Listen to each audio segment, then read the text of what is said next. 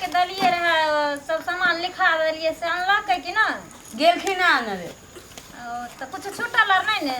सब सामान तो ले लिए हाँ घर में सान दिलिए आ चीनी ला लिए हे कनिया एक बेर ध्यान से पर्ची पढ़ लेब ओमे किछो भूल छूटक नहीं चाही पर्ची दऽ देलिए मौसी आना गेलखिन ना सुनो ना अथी में से धो देबै चीनी कि नहीं दलिए खीर में दाल छी खरना ले आथी नहीं ले केला यार आयल छी खरना पर के सब हाँ। खेला खरना में कथी कथी होया कनिया से पता है ना कहीं माय के देखिए करत ना तो याद छी कथी कथी बताबू तो खीर रोटी हाँ हाँ सोहारी हाँ हाँ हाँ हाँ बिना तेल घी लागल सोहारी केरा हाँ अरे छाली हाँ हे दीदी कन्या तो बड़ बुधिया देखने छी हमर माय चाची सब करे ना तो देखने छी हम और वह करे हाँ अगे दाल हाँ दीदी गीत गाना त गाय उठाई ना दीदी उठाओ न कन्या आहार नया जमाना के छी गाइयो न हाँ अपना तरफ से छोटी गाइयो ना। मैया के गीत कोनो नया होय छै या पुरान होय छै हाँ। जो भवाल छी से दुनू ला जाय छी त हम ही गाबै हाँ हाँ गप न आईनी मोरो भैया जाई छथिन मगे हम गेर मोरे भैया जाई छथिन मगे हम गेर नेने आई हो भैया गेहूं के मोटरिया नेने आई हो भैया गेहूं के मोटरिया मगा हम गेर बहिनी गेहूं छै महगिया मगा मुंगेर बहिनी गेहूं छै महगिया छोड़ी दे हो हे बहिनी छठी के बरतिया छोड़ी दे हो हे बहिनी छठ के बरतिया कैसे हम छोड़बै भैया छठी के बरतिया कैसे हम छोड़बै भैया छठी के बरतिया हुन के जे देल भैया भाई भतीजवा हुन के जे देल भैया भाई भतीजवा मोर भैया जाई छथिन हाजीपुर बाजारिया मोर भैया जाई छथिन हाजीपुर बाजारिया नेने हो भैया केला के मोटरिया नेने हो भैया केला के मोटरिया के हाजीपुर बाजारिया धानी केला छै महगिया हाजीपुर बाजारिया धानी केला छै महगिया छोड़ी दो हे बहिनी छठी के बरतिया छोड़ दो हे धानी छठी के बरतिया कैसे हम छोड़बै भैया छठियो बरतिया कैसे हम छोड़बै पिया छठियो बरतिया हुनके देल पिया गोदी के बलकवा हुनके देल पिया गोदी के बलकवा अब अहाँ अपन गीत गाइए ए गप तो ना मौसी ही न तो ना अपना में से ये हमरा तो और नहीं आवे गीत ये जब हमरा गीत गावे के समय रहे ना तो बीमारे पड़ल रही अब तो छठी मैया ठीक कर देलक ना तो गीत दू चार गो यादो कैली रहे तो दीदी के कहले दीदी तू याद कर ले हम नहीं गेबो तो तू गई है ठीक हम ही गाबै कचहियो बसा के कोठलिया हो दीनानाथ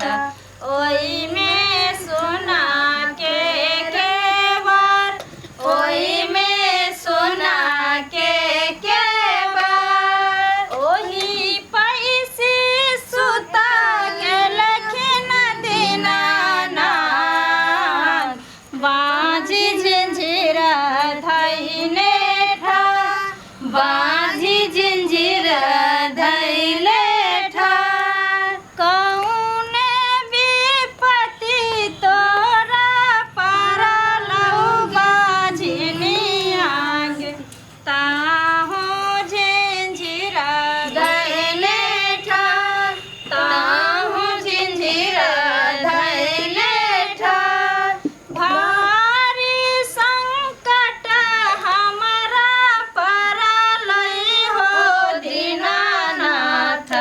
हमहु जिंजीर धैले ठार हमहु झिंझिरा धैले ठार काचहिया बसा के कोठलिया ओही में सोना के केवार ओही में सोना के केवार ओही पैसी सुतल लेखिनया दिन देव कोरिया के बर्बाद धैले ठार कोरिया के बर्बाद धैले ठार कौने विपत्ति तोरा परलौ रे कोरिया की ताहो के बर्बाद धैले ठार ताहो के बर्बाद धैले ठार भारी संकट हमरा परलै हो